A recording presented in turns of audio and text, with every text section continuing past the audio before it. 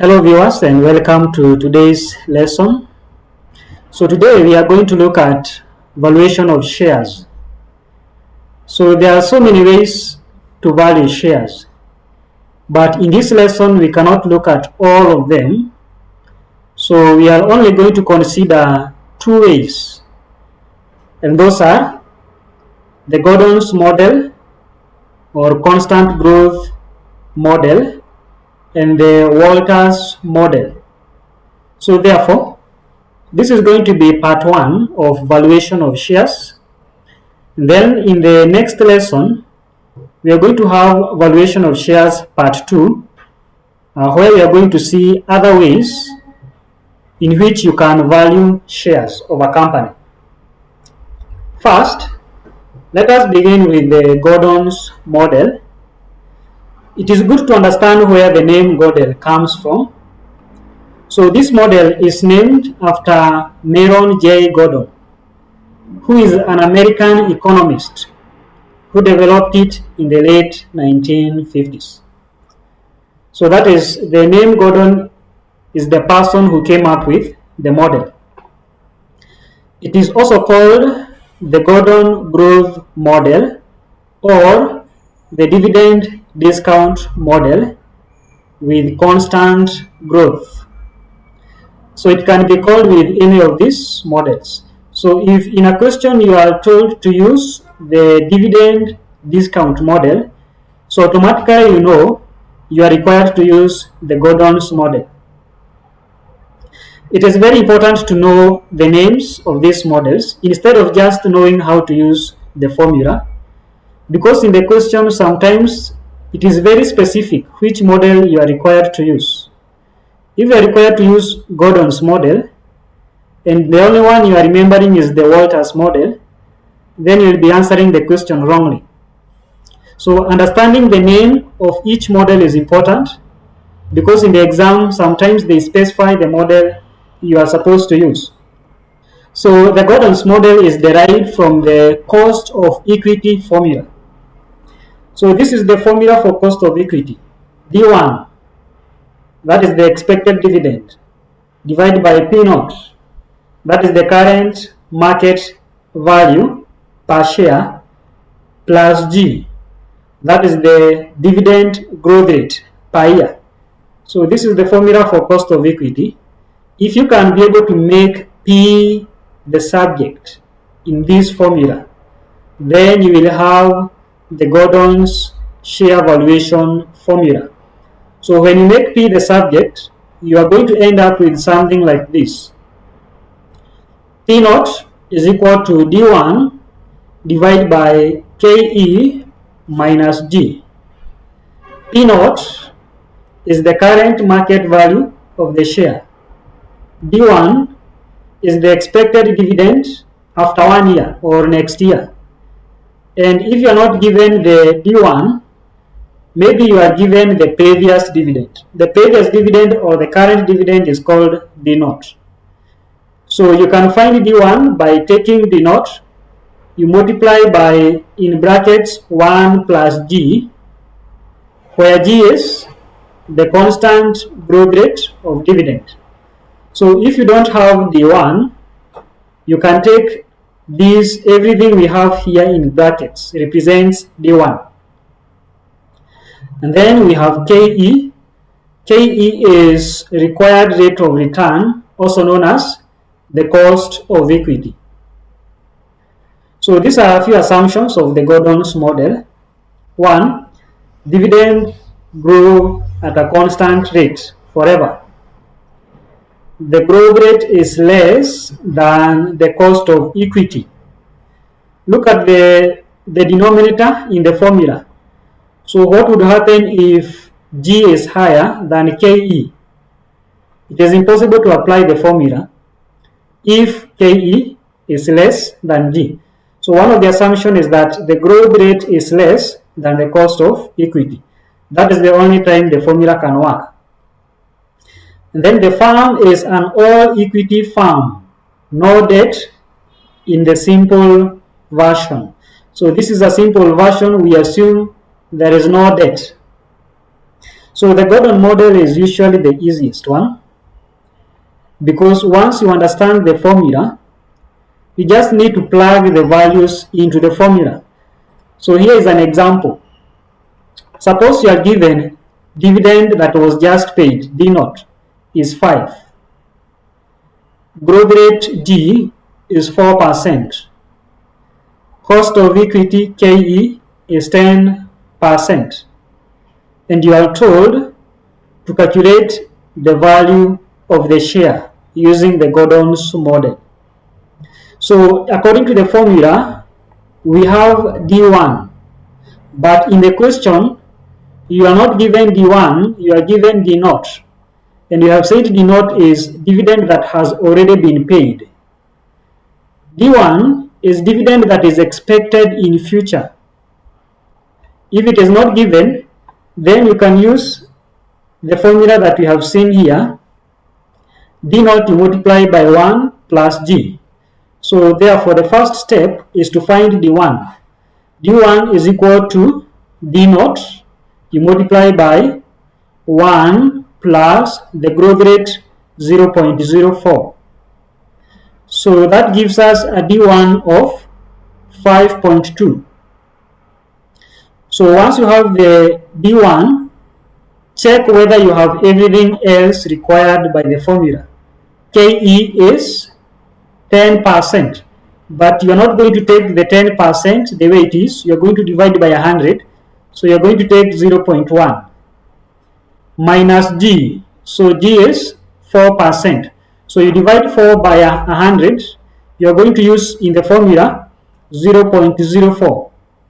So D1 divided by KE minus G is going to give you 86.67.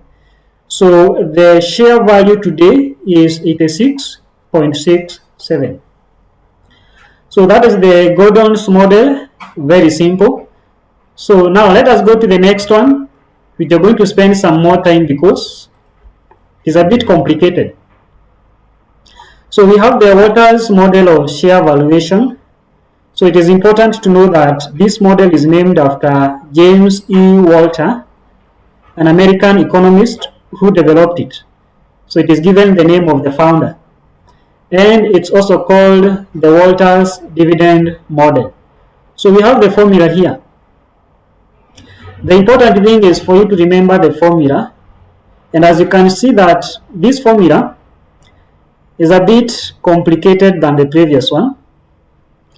So P stands for the current market price of share, similar to P naught in the previous one. D stands for dividend per share. R stands for internal rate of return, that is the return the company earns on retained earnings.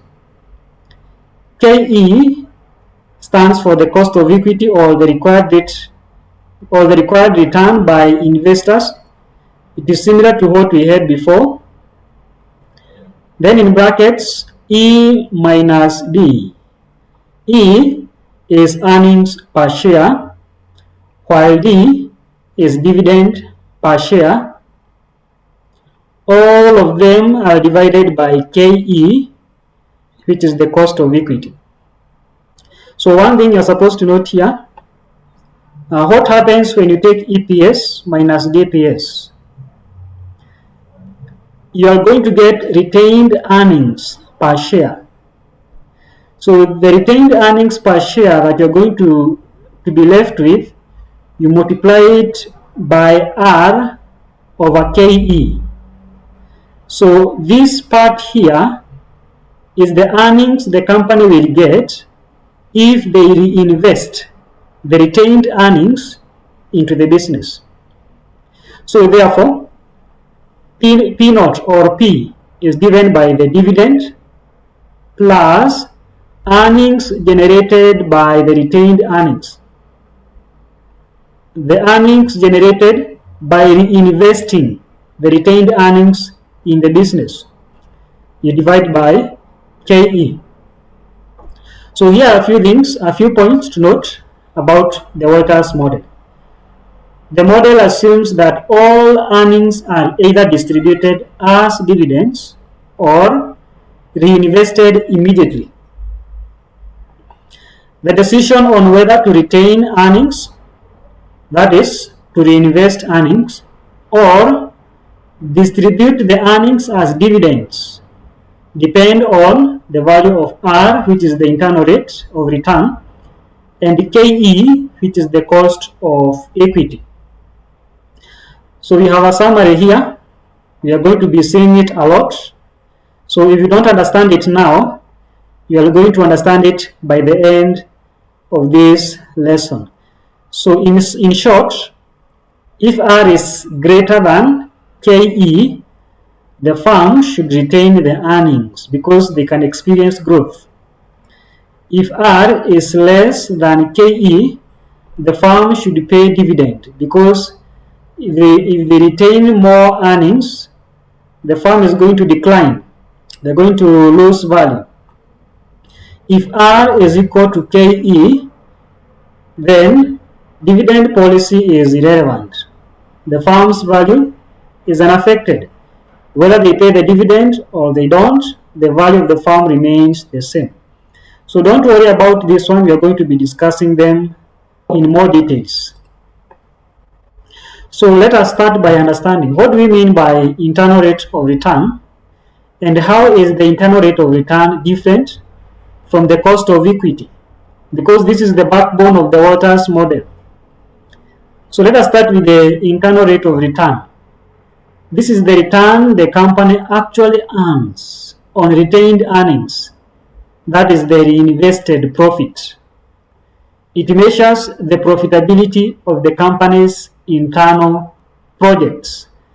So think of it as if the firm keeps 1 shilling instead of paying it as a dividend, how much will that 1 shilling grow? Example, the company retains 1 shilling per share, then it reinvests the 1 shilling in a project that yields 15%. So that means R is 15%. In short, R is what the company will actually get from reinvesting the retained earnings into the same company. That is what we call the internal rate of return. But what about the cost of equity? So this is the return shareholders expect or require to justify investing in the company. It is the opportunity cost, that is, what investors could earn elsewhere with similar risk. So think of it as, for me to be satisfied, the firm must give me at least this much return. Example, so investors expect a 12% return given the risk level of this company. That means KE is 12%. So are you able to see the difference between these two? In short, cost of equity is what the investors are willing to accept. They consider the risk. They consider what the other investors get in other companies in the market. And then each investor is going to say, we have the point here, for me to be satisfied, the firm must give me at least this much. So they are willing to accept maybe 12%. But they may get higher or they may get less. The actual return they get from the company is now the internal rate of return. So that is the simple way to differentiate the two. Cost of equity, what they expect, what they are willing to get or to accept. Internal rate is what they actually get. So what do you think they would prefer? If the internal rate is higher, investors will be happy because they are getting a higher return than what other investors in other companies are getting. If the internal rate is less, the investors will not be happy. They are getting less while other investors in other companies are getting more. The only way investors will be satisfied is if the internal rate of return is higher or at least equal to the cost of equity. So this is the summary. We have the case, condition, meaning in words, impact on dividend policy.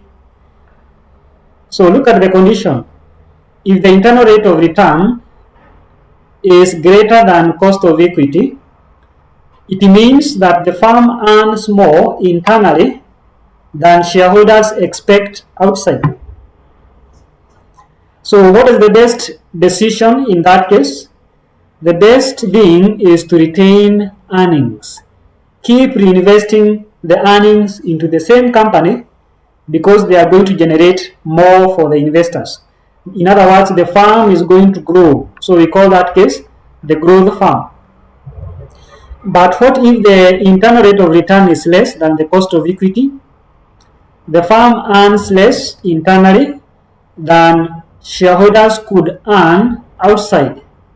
So the best thing is pay the dividends, let the investors take that dividend and invest it in other companies which are doing better. So that we call that one the declining firm. It is earning less than what others are earning outside. Then we have where the two are equal. The internal rate is equal to the cost of equity. So what does that mean? The firm earns exactly what shareholders require. So what is the impact on the dividend policy? The dividend policy is irrelevant. It will not affect the value of the firm. Whether the firm pays more dividend, less dividend, or zero dividend, it will not affect the value of the firm. So that is the case we call the normal firm case. So let us apply that one in an example. In this example, you are given the earnings per share is 10, the dividend per share is 4, and we are required to find the value of the share using the Walters model. So first, you have to recall the formula for the Walters model. The value of a share P is given by dividend per share plus R divided by KE in brackets E minus D all divided by KE. So first, recall the formula. So we are going to have three cases here because as we solve this problem, I want you to try and see the various scenarios or the various cases. Let us start with case 1. In case 1, we are going to assume R is less than KE, something we call the declining firm. Then we are going to have case 2, where R is greater than KE, and case 3, where R is equal to KE. So let us use R as 8% in case 1 and KE as 12%. So as you can see, R is less than KE. R is 8 while KE is 12. So what is the value of the share? Apply the formula. You have everything you need to find the value of the share. Everything that is required by the formula, you have it. So according to the formula, we need to start with D. So D is dividend per share, and that is 4. Plus R divided by KE. R is 8%, which is 0.08. KE divided by KE, 12%, that is 0.12. In brackets, E minus D. If you take the earnings per share minus the dividend per share, it shows you the retained earnings per share. So in brackets 10 minus 4, then all divided by 0.12, which is the KE. So if you do the calculations here, your final answer is going to be 66.7, which is the share price. So in this case, paying dividends maximizes value. But forget about the last part, we are going to come there later. Forget about the last part. So for now, focus on the share price. It is 66.7. So I want us to turn the tables a bit. We are not going to change the earnings per share. We are not going to change the dividends per share. Instead, we are going to use R, which is higher than KE, and see how that can affect the share price. We call it case 2. In case 2, R is going to be higher than KE. This is called a growth firm. So let us make R to be 15% and KE to be 10%. Then we plug all of them in the equation. Remember, EPS does not change, DPS does not change. We have only changed R and KE. The share price is going to be 130. So now, let us make them equal in the third case. Let us make R to be equal to KE. So this is case 3. R is equal to KE. R is 12%. KE is also 12%. Everything else remains the same. EPS is still going to be 10. DPS is still going to be 4. So plug them in the equation. And then once you do the workings, you will get the final answer as 83.3. That is the share price. When R is less than KE, the share price is less. When R is higher than KE, the share price is higher. So what conclusion can you make?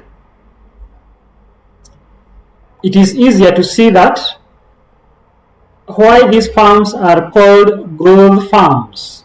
Growth firms. Because whenever R is higher than KE, the firm grows. And by growing, we mean the share price grows. The share price increases. So still, we are going to repeat this same example. But now, we are going to focus on the dividend. Everything here is going to remain the same. R and KE in each case is going to remain the same. But now, we are going to increase the DPS. Instead of using 4, let us say it is going to be 5. So what I want you to observe, if we increase DPS to 5, what is going to happen to this price? So what do you think will happen to this price? What about the next one, 130? Is it going to increase or decrease? What about the other one, 83.3? Is it going to increase or decrease? If we change DPS from 4 to 5. So let us find out. Everything else is going to be constant. The only thing that is going to change is DPS. It will be 5. So we are going to redo the previous example with DPS of 5 instead of 4, and everything else remains the same. So we are not going to do all the workings again, because in the first case, you will recall that R was 8%, KE was 12%. Once you do the workings, the share price will be 69.4. In the second case, you will recall that R was 15%, KE was 10%. The dividend now is 5.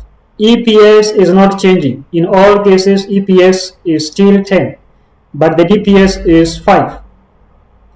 Once you plug everything in the equation and you find the final answer, the share price becomes 125. If you go to the third case, recall that R was 12% and KE was also 12%. The share price is 83.3. So to be able to make a good conclusion, let us compare how the change in dividend is affecting the share price in each case. So we have summarized everything in this page. So recall, in the first example where DPS was 4, the share price in the first case, the one we call declining, was 66.7. In the second case, the one we call growth, where R was greater than KE, the share price was 130. And in the last case, where we said R is equal to KE, and R was 12 and KE was 12, the share price was 83.3. So the only difference between table 1 and table 2 is the dividend. In table 2, you are paying a higher dividend, which means your retained earnings are going to be less. That is the only difference. Everything else remains the same. So let us go to the first case. The first case. Once we changed DPS to 5, where R was less than KE, what happened to the share price? The share price initially was 66.7. Now it is 69.4. Look at R, it was 8% in both cases. Look at KE, it was 12% in both cases. And even the EPS was 10. So the only difference was the DPS. So once you increase the dividend, which means you have less retained earnings, the share price has increased in a declining case, in a declining farm case. Therefore, the best policy is to pay more dividend, because once you increase dividend, the share price started performing better. So the conclusion for that case is, if R is less than KE, farm should pay dividends, because the value increases if more is distributed. So now you're supposed to be understanding why we were saying before that the best policy where R is less than KE is to distribute more in form of dividends.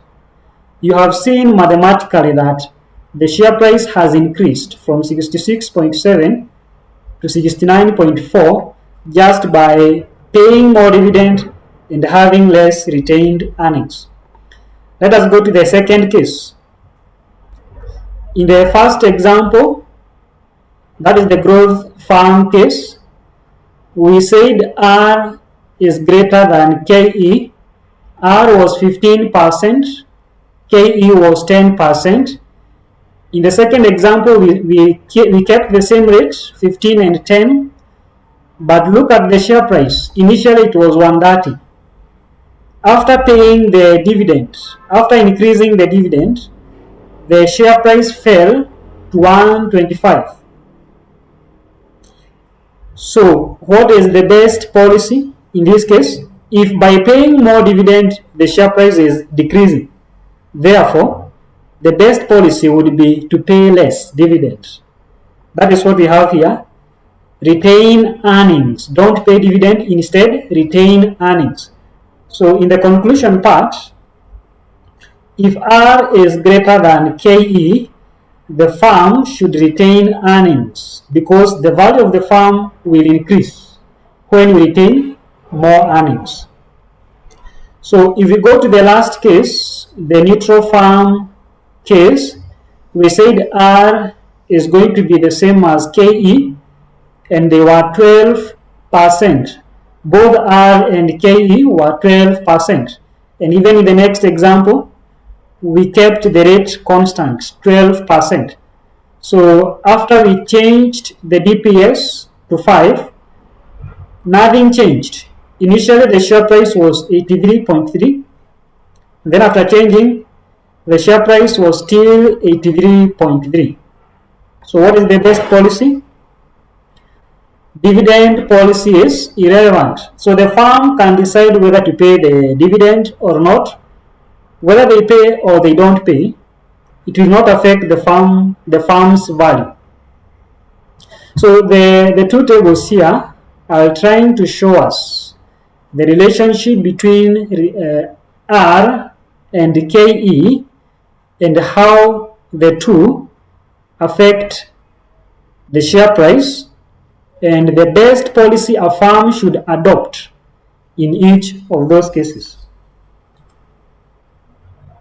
So we have an example which is taken from the Financial Management Past Papers, April 2024, question 4B. So the example says, the following information has been extracted from the books of BD Limited for the year ended that 1st December 2023.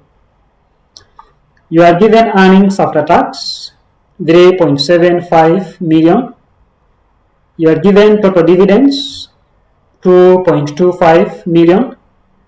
Number of shares outstanding, 500,000.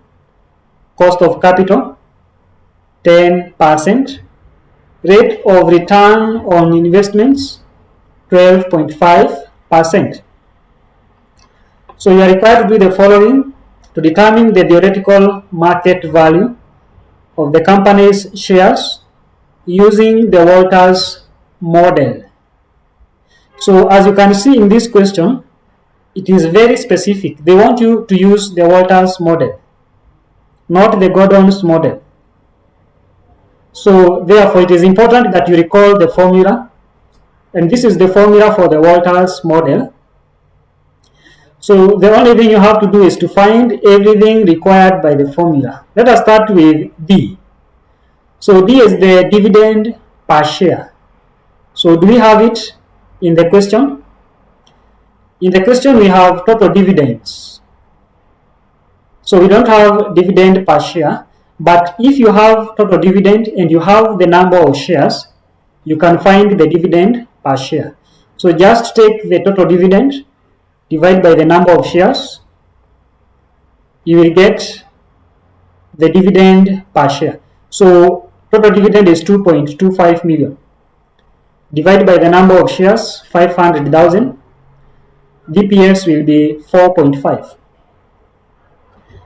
What about EPS? In the formula we have E.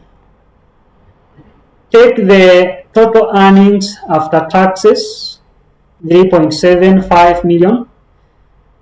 Divide by the number of shares, 500,000. You will get an EPS of 7.5. So now we have E and we have D, which we are required by the formula to have. So let us find R and KE. In the question we are given cost of capital is 10%. Cost of capital is the KE. The rate of return on investment is 12.5%. So the rate of return is going to be the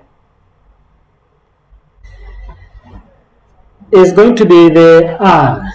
The rate of return on investments, that is R. So R is, so divide each one by 100. R is 0.125. KE is 0.1.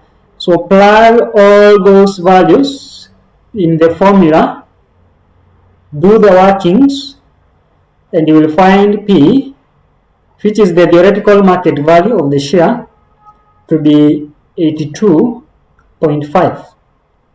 So as you can see, the question is not complicated. The question was giving you 6 marks. As long as you can remember the formula, it is very easy to apply the Walters model. So in this lesson, we have looked at quite a lot. We have really focused on the Walters model because it is a bit complicated than the Gordon's model. You have seen the relationship between R and KE and the best dividend policy to apply depending on which one is greater than the other one. So that is the end of the lesson. Thank you for watching. See you in the next lesson.